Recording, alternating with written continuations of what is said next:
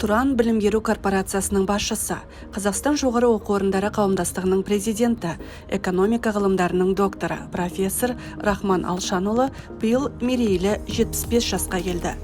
Мерейтой аясында өтіп жатқан кезекті іс-шаралардың бірі ғылым, білім және экономика диалектикасы тақырыбындағы халықаралық дөңгелек үстел. Оған 100-ден аса отандық және шетелдік айтулы ғалымдар қатысып, соңғы жылдардағы ғылыми зерттеу жұмыстарының нәтижесімен, сондай-ақ саяси экономика тұрғысындағы түйіткілдермен бөлісті. Мы сегодня говорим о том, что, к большому сожалению, в Казахстане по рекомендации экспертов зарубежных была прекращена подготовка специалистов в области политэкономики.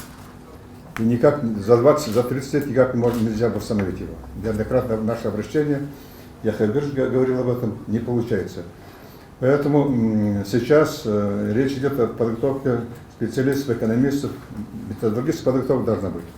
Мы видим подготовку докторов PhD, есть много изъянов, во многом связано с тем, что они до конца не владеют методологией. Многие даже не в курсе, потому что мы им не преподаем. Мы им этих знаний не даем. Поэтому сегодня, если мы хотим, чтобы наша страна вообще в мире экономической политики была обоснованной, грамотной, глубоко продуманной, конечно, нужно серьезно политэкономические исследования. Дөңгелек үстел ғылыми қауымдастық үшін халықаралық ынтымақтастықты нығайтып, өзара ақпарат алмасу алаңына айналды. Сондай-ақ Қазақстанның әлемдік ғылыми ортамен ықпалдасуына да мұрындық болды.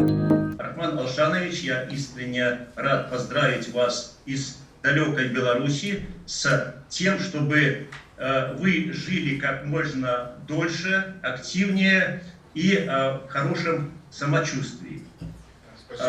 Я знаком с ассоциацией Туран, с университетом. Я знаком с некоторыми коллегами, знаком с вашими работами. И почему я согласился поучаствовать, для меня это тоже большое удовольствие участвовать и познакомиться с большим кругом участников и ваших коллег, сотрудников, увидеть в том числе и коллег, которых я тоже давно знаю. Почему? Потому что проблема политэкономии, и сегодня говорили уже выступающие, она очень остра и актуализируется. Ваши аспиранты, у нас было где-то 2 или 3 аспиранта, выпускники университета Туран, могу сказать, что очень хорошая подготовка, и поэтому ваши годы производственной деятельности в учебном процессе, они проходят не зря. Конференцияда сондай-ақ қазіргі әлеуметтік экономикалық мәселелер, адами әлеуетті қалыптастырудағы ғылым және жоғары білімнің рөлі, Қазақстан экономикасының өсу мүмкіндігі талқыланды.